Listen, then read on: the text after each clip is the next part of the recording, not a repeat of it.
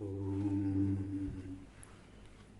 Sahana Bhavatu Sahano Bhunaktu Sahaviryam Karavavai Tejasvinavaditamastu ma Vidvishavai. Om Shanti Shanti Shanti.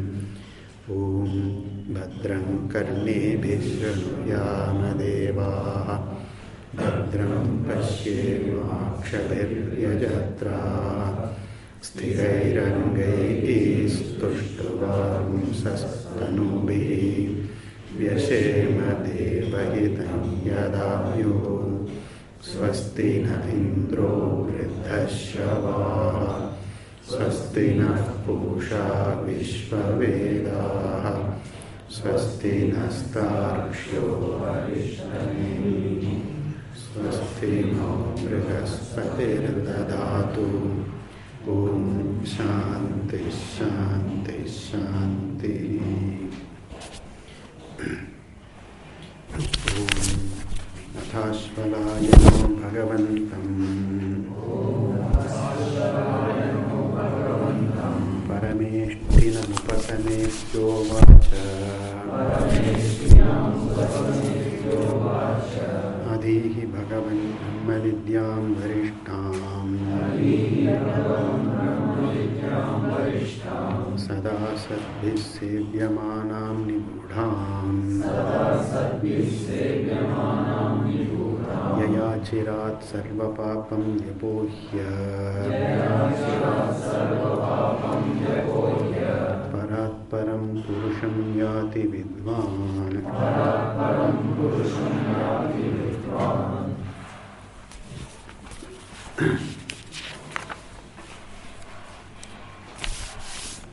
Come to the final, the last mantra. This mantra enjoins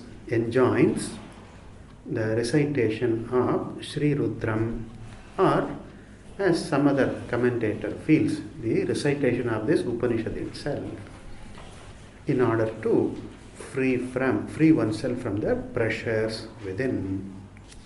The pressures which are result of some papa karma accumulated in the earlier states, earlier birth, etc. accumulated. Those papa manifest as the pressures within, as raga dvesha pressure. Also they manifest as the various difficulties one has, one's confusions, the various sufferings, and then certain irritation, etc., whatever is there. It's all the manifestation of the papa. And in order for a person to be free from this hold of this papa, there is one way. Just go through it. Just exhaust it is one way. But it takes a long time. It means a long duration of suffering, affliction is going to be there, which is not desirable. But there is an better way out, is to rectify, remove the papa, the effect of papa, by performing the neutralizing karma, punya karma.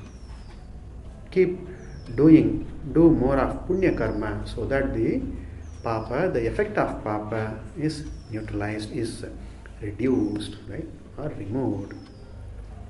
That's why the Shastra enjoins various Nitya karma, Naimittika karma, all that the Shastra enjoins. The various sadhanas, various tapas, it's all enjoined so that one can accumulate more punya, whereby one can neutralize the effect of those papa karma. Papa which is done knowingly or even unknowingly done, the effect, not to neutralize that, punya karma is to be done. So all the Vaidika karma, that Smartha karma, Nitya, Naimittika are all meant for this.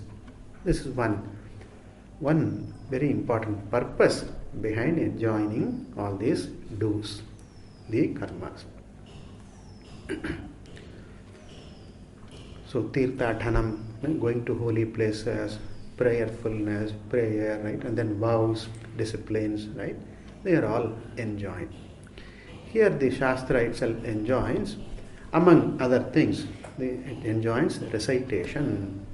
Recite, chant this Rudram, Sri Rudram. Sri Rudram is well believed, well accepted that it's a great punya karma recitation. If I know the meaning of the Rudra and I say with that bhava, that very bhava, the very attitude of devotion, with that if I say, then it's very, very effective. Suppose I don't know the meaning or I am not able to invoke that bhava fully, often, then at least chant, at least recite. Even that also definitely carries some punya, brings in some punya. Rather than engaging myself in fruitless actions, I can engage myself, my word, my speech, my mind in doing something which is noble, which is good. Rudra is after all a prayer. The whole of Rudram is indeed a prayer. A prayer meant for the welfare of all living beings. It's not merely a prayer for oneself or one's welfare, but all the Vaidika prayers, most of them are meant for the universal welfare for that. That's why we keep saying, Sarve bhavantu sukhinah, sarvesham swastir bhavatu, sarvesham shantir bhavatu. We keep praying. Even the Gayatri mantra, Diyo yo naha prachodayat, naha asmakam diyaha, right? So naha means of us. So it's not singular, it's on. It's not us, but it's not just mine, but it's all us, ours. So there is universality in the Vedic prayers. Even if it is there, me, for me, even if it is there, that me is everyone. Okay? Give me wealth, give me strength, give me health. Even that the word me, mama is there. Even it means, me means everyone. That is the idea. It's not merely a selfish prayer. So all Vaidika prayers keep that universality in mind, in their scope. So Rudra also is a very powerful prayer, and it describes Rudra, Ishvara, as everything, right? He's a Vishvatma, he is in the form of everything. That is very beautifully sketched, described in the Rudra. And there is a fervent prayer that one rejoices, one discovers meaning, one discovers happiness in life, one does not come to suffering. That's a fervent prayer in that. Prayers are our wishes expressed, our wishes to be noble, wishes to be good, to be happy, right? To be well-meaning. So they are very powerful. Prayers are very powerful. We know the effectiveness of prayer. So prayer is a manasam karma, a mental action, as well as a vachikam karma, a oral action also. So that way Rudra purifies the person who chants, and also it benefits everyone. So when I chant Rudra, it's not merely I who is benefited by that. The whole universe is benefited. In some measure there is benefit. So Vishwa Mangalam, Vishwa Kalyanam is there. That's why Veda chanting, Veda recitation is advised and practiced. It's not for the sake of keeping the Veda, protecting the Veda. That is an avantara phalam, yes. But then the main purpose is the Vishwa Mangalam, Vishwa Kalyanam, the benefaction of the entire universe.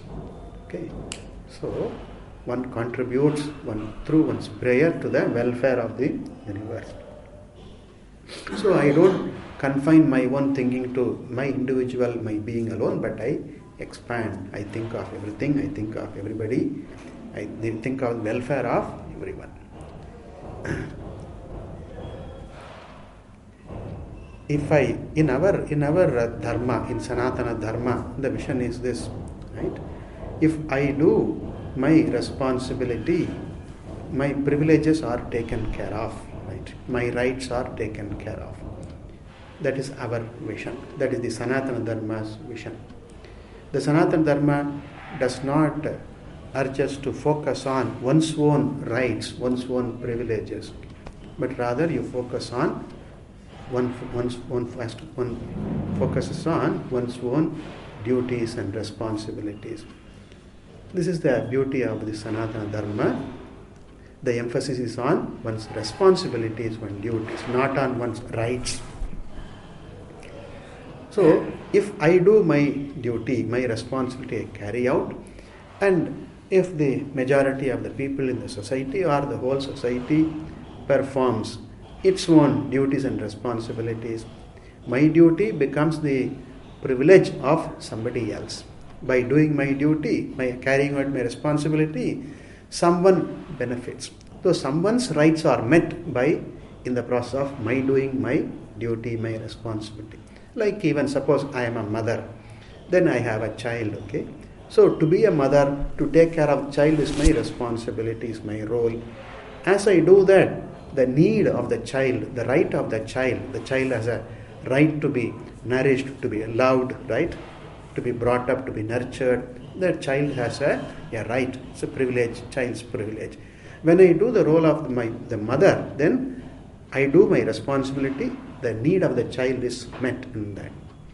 So when a teacher carries out his or her own role of teacher, of instructing, then the learners, it's the learner's privilege to learn. Okay, so that is met. So the Dharma, Sanatana Dharma Veda focuses on the sense of duty, the sense of carrying out one's responsibility to the fullest possible, to the best of one's ability, in the best of attitude one can invoke, one can have, do one's duties. So then everybody else's privileges are met. If I were to focus on my right, my privileges, then I will have to defend that, I may have to fight for it, I have to struggle for it. The society becomes one with a lot of strife, lot of struggle, right? Two, I have to establish my own rights. I have to get my rights. What is due to me? My privileges, my right. So everyone is focusing on right, my right means. Right? And the focus is not on my responsibility, right? Then there is going to be trouble, there is going to be disturbance, there will be a lot of quarrel, lot of ups and downs in that, there will be a lot of strife in the society. Whereas if one focuses on one's responsibility, this is my responsibility, I do it, that's all. And that is it. And that also we have with the karma, attitude of karma yoga. What I do is Ishwararpanam, an offering to Ishvara, the Samashti. Then the privileges are taken care of. So with this attitude, with this background, a prayer is enjoined here, so that one purifies oneself, and by that one becomes eligible, one's mind becomes ready to be a recipient of this wisdom, and in course of time own the vision, thereby live in fullness, achieve the purushartha, thereby one achieves. That is what is indicated in this mantra.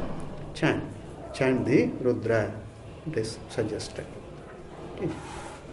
And even as one chants, as and when possible, invoke the meditator or the worshipper, the prayerful one in oneself, and then try to relate to Ishvara as the truth of all, as the one who is all pervasive in all glories. Whatever that is possible, invoke the prayerful person in oneself and then recite. So that is suggested in this mantra. Okay. So we can also say that as it indirectly refers to upasana. We can say this. Rudra japa, reciting Rudra, chanting Rudra, refers indirectly to the upasana, the meditation of Saguna Brahma. This way also it is taken. Now we read the mantra. The Acharya the commentator introduces this. Evam bhutam paramatmanam pratipattum ashakya ashuddha antahkaranasya antahkarana shuddhyartham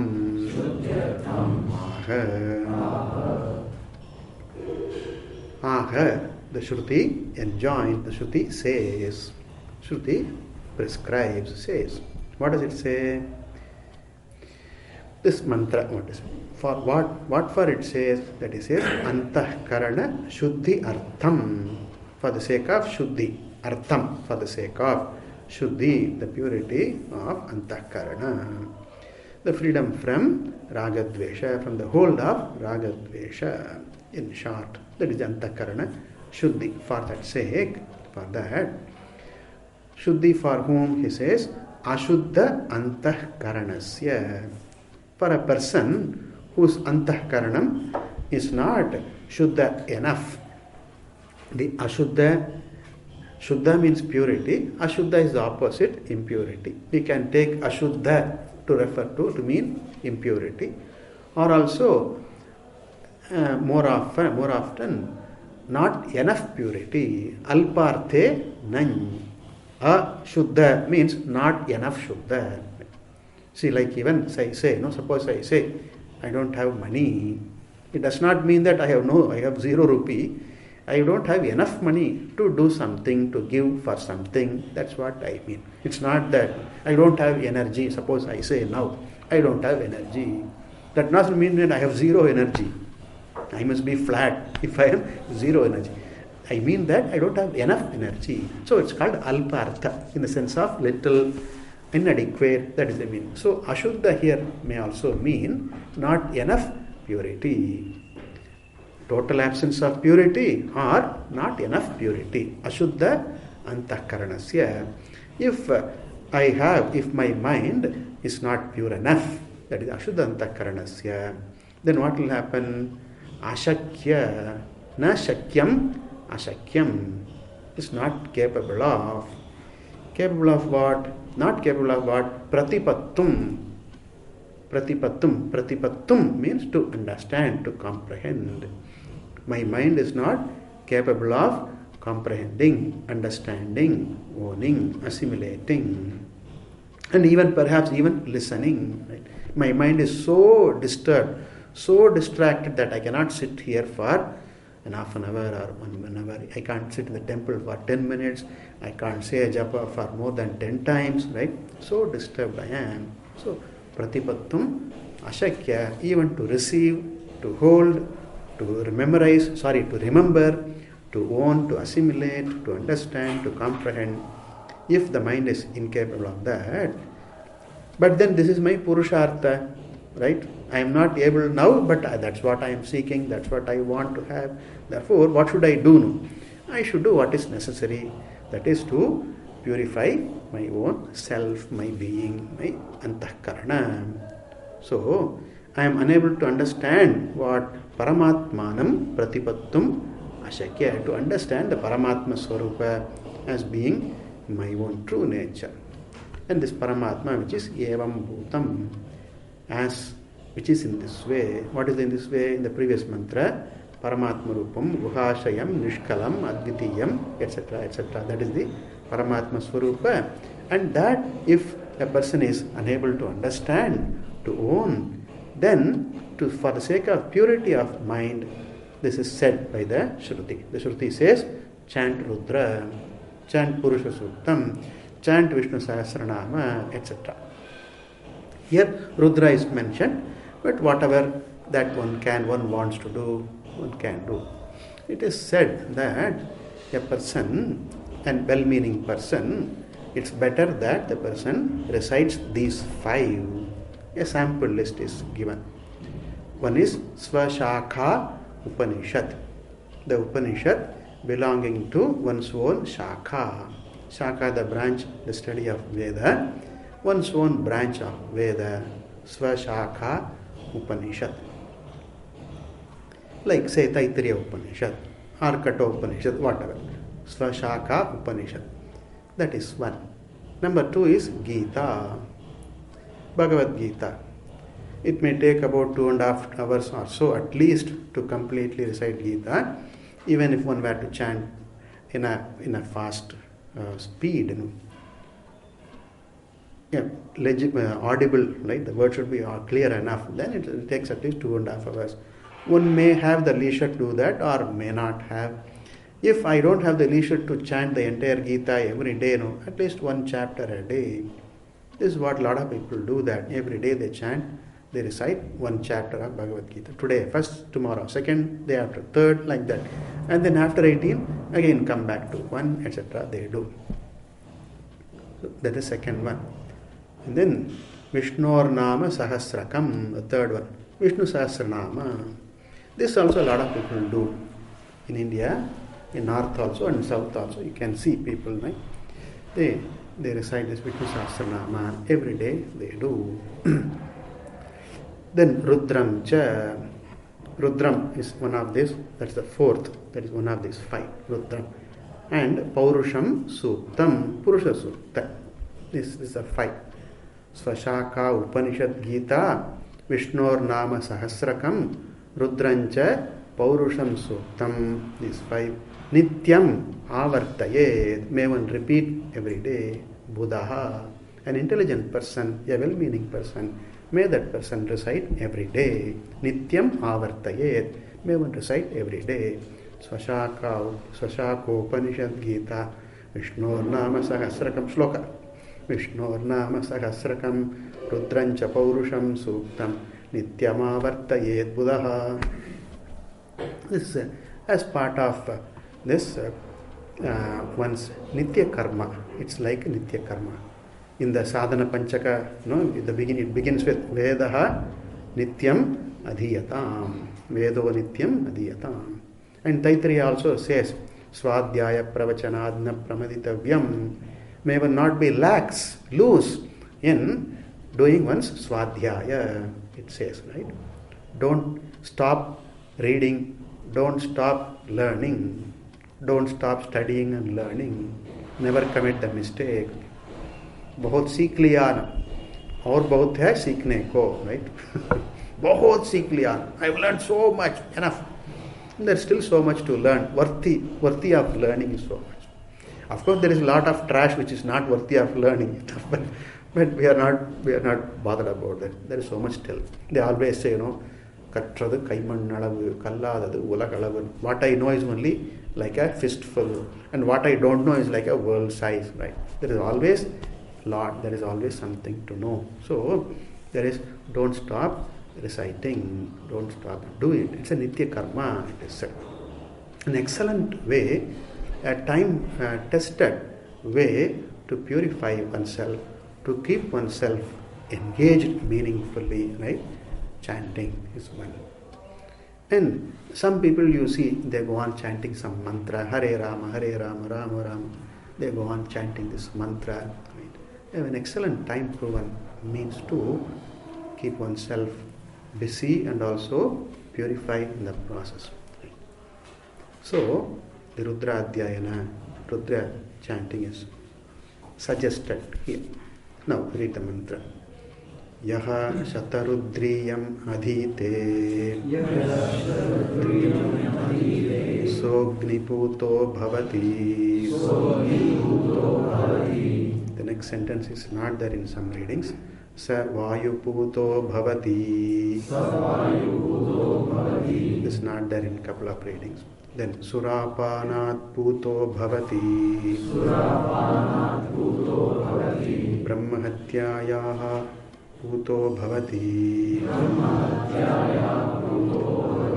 Suvarnasteyat Puto Bhavati. Kritya Krityat Puto Bhavati. Tasmad Abhimuktam Ashrito Bhavati. Atyashrami Sarvada Sakritva Yapet Anena Jnanam Apnoti Samsara Arnava Nashanam Tasmadevam Viditvainam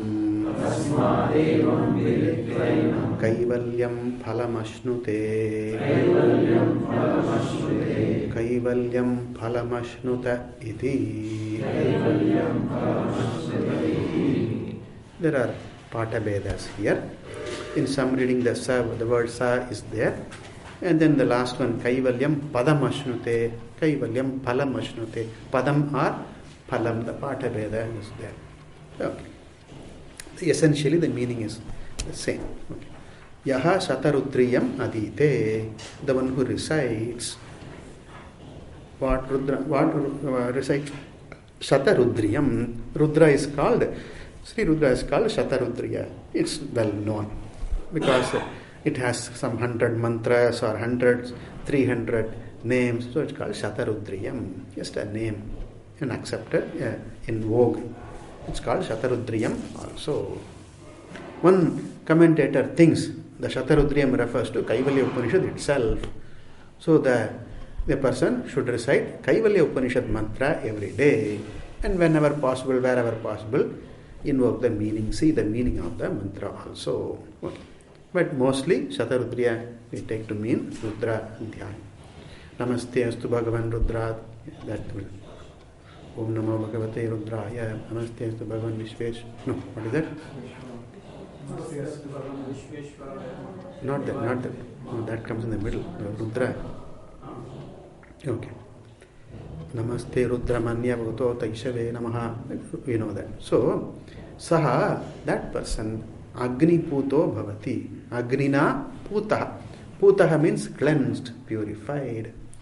Pu, to purify. Putaha becomes cleansed, becomes purified. By Agni. By the Agni karma, whatever the Shrauta, Smarta, whatever the Agni, one becomes purified by fire. That is rituals. And then Saha Vayu Puto Bhavati becomes purified by Vayu. Whatever the Vayu is called Pavana, right? Pavate iti Pavanaha.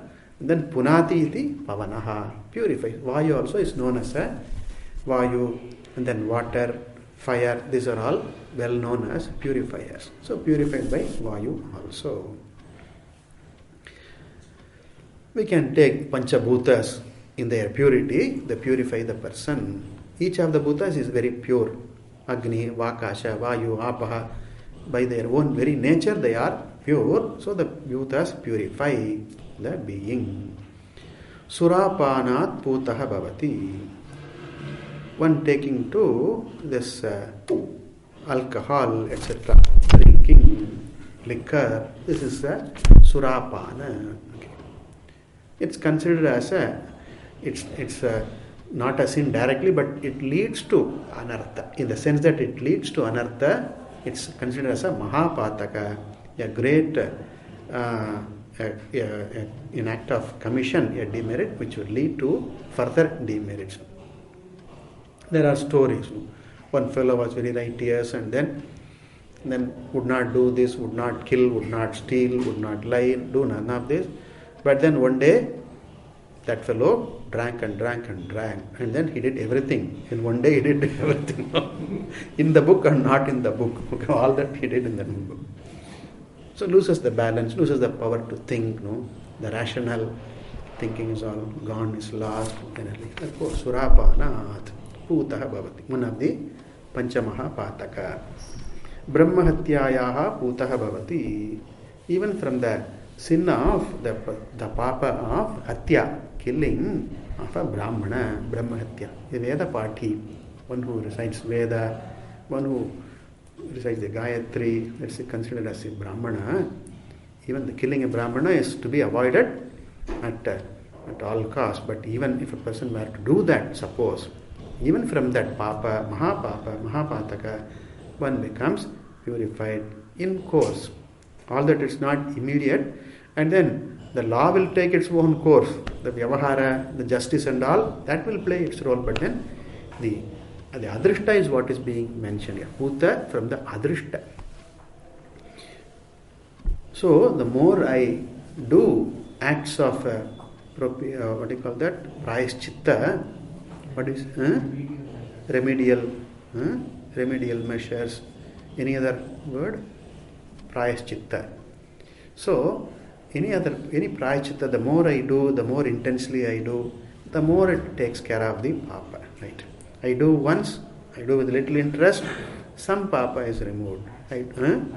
Atonement, act of atonement, like remedial action. So, if I do more of it, more papa is neutralized, adrishta is neutralized. Drishta, generally it's not capable of neutralizing. That's governed by loka vyavahara, by law of the land, by justice, laws of justice is taken care of. But then the adrishta is neutralized. So Agni Brahmahatyayaha Putaha Bhavati. Definitely it does not give a license for me to kill and then chant Rudra and I am free. Steal and then chant Rudra, I am free. Rob someone, then chant Rudra, I am free. That's not what is meant here. Right? That's not what is said here. So here, if unknowingly, something out of pressure, out of ignorance or whatever, anger, if one commits this and then gradually one becomes purified from that adrishta papa by this chanting. Then Suvarna Steyat Putaha Bhavati. Purified means stealing. Steya, stealing of the wealth belonging to others. And Suvarna is gold here. So, if one were to commit the papa of stealing gold, wealth, etc., then from that also one becomes pure in due course by Rudra Adhyayana. And Kritya Krityat Putaha Bhavati. Things to be done and not done. So the act of commission and omissions, right? Doing something what is not to be done, commission. And not doing what is to be done, omission. From the commissions, omissions, that is the Kritya, Akritya. The commentator points out Buddhi Purvaka and Abuddhi Purvaka, right? Deliberately and non-deliberately, right? Impulsively, deliberately, after planning, I plan to commit some crime. I plan it and then do it. That is deliberate. And then some, if I do impulsively, not planned but impulsively. Impulsive is akritya. Kritya is deliberate. Deliberately or impulsively done, whatever papa. Kritya krityat putaha bhavati. Tasmat. By this taking to this Rudra chanting, avimuktam ashritaha bhavati. One takes to refuge, ashrita, takes to refuge in the avimukta. Avimukta is a name for Lord Shiva. We will see the meaning of it in the commentary, in the process. We will see that. So one resorts to avimukta Lord Shiva. Lord Shiva is known as a great purifier, Kashi Vasi, right? Kashi is the most, the holiest of the places for the Hindus. Kashi is the holiest of the places. In spite of the impurity that is there, Kashi is very dirty. You all know that. And Gangaji, we don't ask. We are dirtying it all the way we are dirtying it. Very sad. We don't have a value for Ganga. We don't have a value for Kashi. Right? It's sad. It's a sad state. Anyway, Kashi is considered the holiest of the places, partly because Ganga is Uttaravahini there. Perhaps the only place where Ganga flows toward north. Ganga originates in the Himalaya and generally flows to the south, but in Kashi she takes a turn and then goes toward the north. Going towards the north means going towards moksha. So Uttaravahini, you can see very clearly. Gangaji flows directly to the north in that. So that is one extraordinary place along the course of Ganga. That is one reason why Kashi is a holy place. Going towards moksha, towards freedom, towards fullness. That is Ganga. The Ganga Pravaha, the Jnana Pravaha, the Dharma Pravaha, right? The flow of Dharma, the flow of Jnanam takes one to moksha. That symbolically, that's there, obtains there in the Kashi. Another reason why Kashi is famous, is holy, is because of Vishwanatha, the temple, Avimukta is there, Kashi Kshetra is there. It's believed in the Indian mind, no? It is believed that one who lives in Kashi towards the end of one's life becomes freed, is muktaha bhavati. It's a belief. At least goes to Swarga, at least, if not anything else, goes to Swarga, if not. So, this is the Avimukta Kshetra. Kashi is called Avimukta because Lord is Avimukta, there, never leaves the place, is there always. That is one meaning of Avimukta. Vimukta means chod diya, right? Is not there. Avimukta never leaves the place, that is always there. Kashi is there. Ishvara, Sadashiva is there always. He is called Avimukta. Avimuktam ashrito bhavati. Okay. Then further the Shruti enjoins, Upanishad enjoins, Atyashrami, a sannyasi, one who has given up the other ashrama roles, right, ritually, formally, that Atyashrami, Sarvada Japet, always keep on reciting. Sakridva, at least once a day, it is pointed out. Always, if it is not possible, at least once a day. Divase, Ekavaram, the Tikakara points out. Then, what does the person get by this chant? Anena jnanam apnoti, gains wisdom. The vision of the Vedanta. Jiva Brahma Ikya Jnanam, by this. Does the person, the one who recites, does the person gain jnanam directly? No. Kramena, in due course, by Chitta Shuddhi, and then Guru Upasadanam, and then Upadesha, etc. Tadvara, through the means of steps of Chitta Shuddhi, and then Guru Balabha, gaining that Guru, Mahavakya Upadeshta, Guru, and then having the Upadesha of Shastra, then in Kramena, one gains Jnanam. And thereby samsara arnava nashanam. This jnanam is nashana, the destroyer, the remover. Nashayati iti nashana. Here nashanam jnanam. Jnanam is nashanam. Kartari, the null is there. Ana is instead of kartari, instead of karta, the destroyer. Usually nashanam will be destruction. Okay, here it is destroyer. The destroyer of samsara, arnava, the ocean of samsara, the ocean of the transmigratory existence, the never-ending, otherwise never-ending life of becoming, changing, to be this, to be that, right? From the frying pan to the fire, they say. From the frying pan, this fellow is suffering, this entity is suffering in the frying pan, jumps out of the frying pan directly into the fire. Which is better? No? So, this fellow, samsara, arnavam, endless. This fellow, imagine, a fellow gets caught in the ocean, no boat, right? Just by fortune, has something, just holds on to that. And then, after a while, loses the strength in the limbs and then goes down water, and then some force brings him up again, up again, and then the panting for breath and panting to hold on to something. If a fellow gets caught in the ocean, after a while the fellow just drowns, life is over. But here in samsara, I don't die. That's a bigger tragedy. Go down, then pant for breath, gasp, and then come up, and then again go down, again do that. No. Samsara. I won't die, that's a tragedy. If I die, over. Problem, suffering is over. I won't die.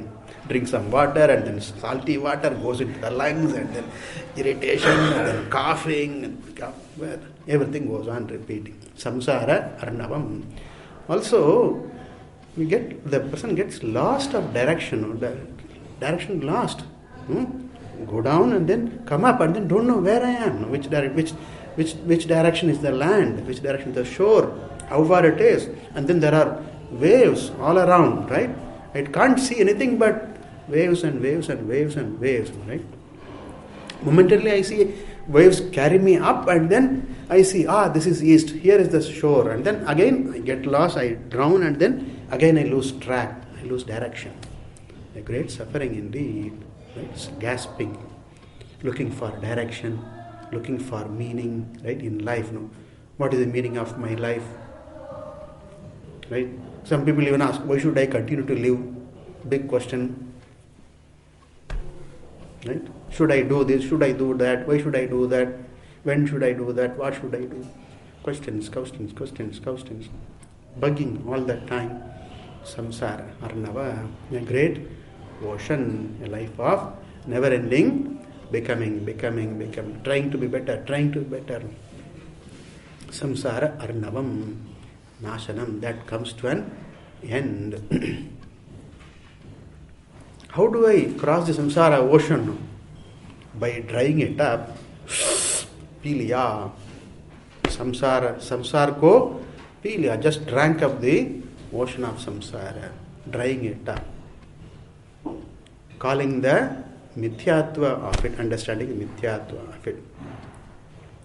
Meera, Bhakta Meera says, Bhavasagar suk gaya hai. Bhavasagar sab suk gaya. The ocean of samsara, it was there, and I was drowning in it, right? I was panting, I was gasping for breath and for holding something. I wanted to get to shore. I was there 1 minute earlier, now I see it is not there, it's gone. Bhavasagar sab sukh gaya hai. Mohe lagi Guru Sharanana ki. Something song goes, Meera said. I got the grace of Guru, Upadesha. Mohi lagi lagana Guru Sharanani ki. Very beautiful song. Okay? Full of wisdom, full of devotion, Meera. So Bhavasagar suk gaya hai. I was struggling. I was really in the back of the mind. I was wondering, how can I cross this? When am I going to cross this? But then I found that samsara sagara is dried up, gone there. And then mujhe fikar nahi mujhe mohe taranane ki. I don't have to cross, right? 1 moment earlier I was struggling. Now I find I don't have to cross because it is not there, gone. Like Amritanjan. Apply Amritanjan. Headache is gone. Poindi. Chale gaye che. Poindi. Right? It's gone. That's a pain bomb. Okay? Amritanjan is a pain bomb. The advertisement says like this. You have headache. Then you apply Amritanjan, the bomb, pain bomb, and then it's gone. Headache is gone. So samsara, poindi, gone. Samsara, Arnavam, like a dream, no? Like a nightmarish dream. Then I am being pulled in the nightmare by kinkaras, Yama Kinkara and all that, no? Pulling me, tossing me, beating up, frying me up, all that's happening. And then drowning me in water and all that they are doing in my dream. And then, fortunately, I woke up and then it's all gone, right? So samsara vanishes. Samsara arnavam, arnava nashanam, goes for once for all. Samsara is lost, gone. By jnanam. By jnanam, samsara arnava is gone. And for jnanam, the chitta shuddhi. And chitta shuddhi and the punya. And for that, rudra, adhyaya rudra japa. Okay. Gradually, shanahi, gradually, it leads one to this Kaivalya. Tasmad, therefore, evam viditva, enam paramatmanam, understanding the Paramatma Swarupa in the described way as non-different from oneself, as the Nitya Shuddha Buddha, Mukta Swabhava, Atma, Purnatma, Kaivalyam Phalam Ashnute, enjoys the result, Phalam, the result of Kaivalya, being Adviti Atma, the liberation, freedom, unconditional fullness, freedom. And then the repetition, Kaivalyam Palamashnuta iti. Repetition is to mark the conclusion of the text. Okay. Now we'll look into the commentary. In the next class we'll see. In case Swamiji is leaving for Delhi today afternoon, then in that case, then we'll see the evening class we'll complete this today. Okay. Om Bhadram Karne Vishnu Devaha Bhadram Pashyemakshadiryajatraha Sthirairangai Stushtavam Sastanubihi Vishemadevahitam Yadayuhu Swasti Narindro Vridhashavaha Swasti Napusha Vishwavedaha Swasti Nastarksho Arishtanemihi Swasti No Brihaspati Dadhatu Om Shanti Shanti Shanti Om Purnamada Purnamidam Purnat Purnamudachyate Purnasya Purnamadaya Purnamevasishyate Om Shanti Shanti Shanti Hari Om Shri Gurubhyo Namaha Hari